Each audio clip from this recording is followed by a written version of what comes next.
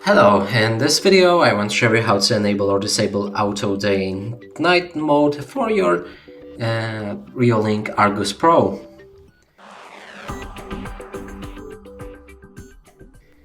And first add this camera to the app. We showed you previously on how to do it, so go check that video if you need.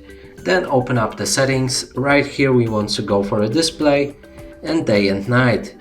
Right here enable black and white, color, or use the auto settings and adjust it will adjust the day and night mode for a specific time of the day. And that's it for this video. Hope you like it. Please consider subscribing to our channel, leave a like and a comment below.